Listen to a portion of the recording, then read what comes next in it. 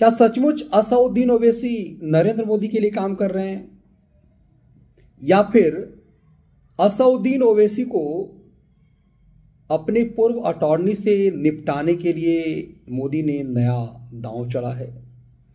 दो में से एक ही हो सकता है।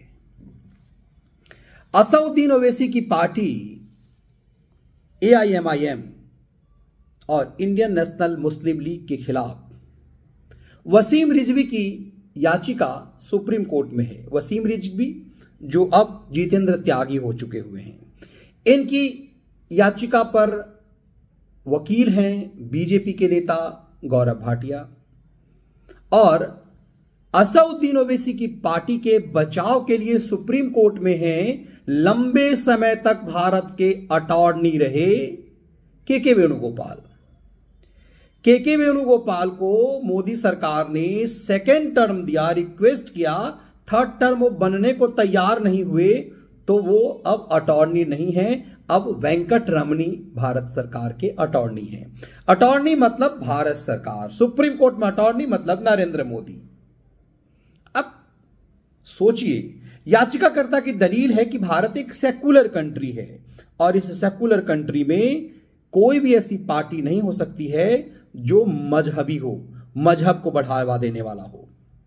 जिस पार्टी का नाम ही इंडियन यूनियन मुस्लिम लीग है, या जिस पार्टी का नाम ही मुसल्लिम करके है, मुसलमानों की पार्टी है, वो असदुद्दीन ओवैसी कैसे ये पॉलिटिकल पार्टी बना सकता है, जबकि इस देश के संविधान में साफ है कि इस देश में मजहब के आधार पे कोई पार्टी नहीं काम कर सकती है। अब सुप्रीम कोर्ट में याचिका आई तो सेकुलरिज्म के नशे पर, सेकुलरिज्म के घोड़े पर सवार मिलॉर्ड ने याचिकाकर्ता को ही कह दिया कि तुम कौन से सेकुलर हो, सेकुलर होने के लिए, सेकुलरिज्म के लिए लड़ाई लड़ने के लिए सेकुलर होना पड़ेगा। तो अब ये क्या पैमाना, सेकुलरिज्म का पैमाना भी मिलॉर्ड बांटेंगे, है ना कमाल की बात। दरअसल देश की सबसे बड़ी अदालत में ये याचिका जिस जिरह यह चल रही है कि असदुद्दीन ओवैसी की पार्टी और मुस्लिम लीग जो केरल में है, जिसने भारत विभाजन करवाया था, इन दोनों पार्टियों की मान्यता रद्द कर दी जाए और ये लोग इस दो अलग दूसरे नाम पर पॉलिटिकल पार्टी बनाएं। सुप्रीम कोर्ट में इस याचिका पर याचिकाकर्ता से कह दिया गया कि आप कौन से सेकुलर हैं, पिटिशनर को भी सेकुलर होना चाहिए, शुड बी ए सेकुलर। ये कमाल की बात है। इस देश की अदालत, क्या इस देश में व्यक्ति को कहा जा सकता है कि वो अपनी धार्मिक मान्यता को ना माने? एक पर्सन अपनी मजहब के लिए, अपने धर्म के प्रति निष्ठावान होगा, ये संविधान उसे स्वीकृति देता है। लेकिन कोई पॉलिटिकल पार्टी मजहब के आधार पे होगा, संविधान इसकी मान्यता नहीं देता है। दोनों में मिलॉर्ड को फर्क करना चाहिए था।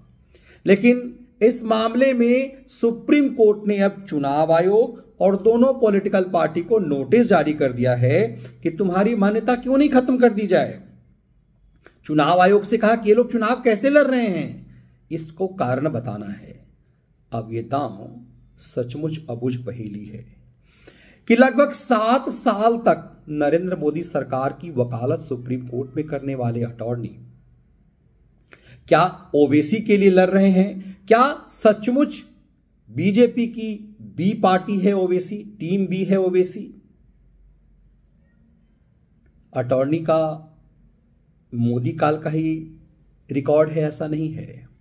अरुण जेटली के गुरु रहे एक तरह से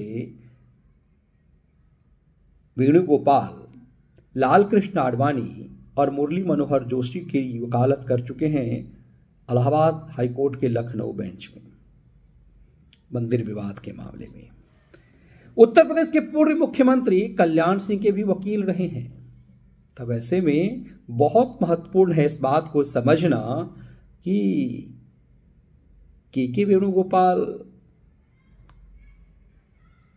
क्या मोदी विरोधी हैं या फिर असदुद्दीन ओवैसी की पार्टी की तबाही चाहते हैं।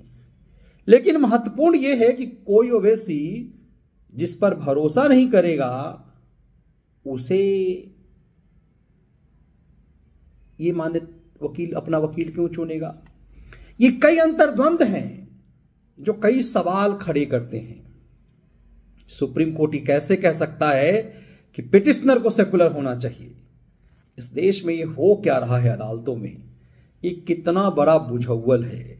या फिर इस देश में असउद्दीन ओवैसी जैसी पॉलिटिकल पार्टियों को खड़ा करके राजनीतिक रोटी सेकी जा रही है? सचमुच यह बुझ पहेली है। यह देखना दिलचस्प होगा कि अप्रैल महीने में जब अब इस याचिका की सुनवाई होगी तो चुनाव आयोग का जवाब क्या है और असउद्दीन ओवैसी की पार्टी का। बिल्ली के गले में वैसे घंटी तो डाल दी गई है। बहुत बहुत धन्यवाद।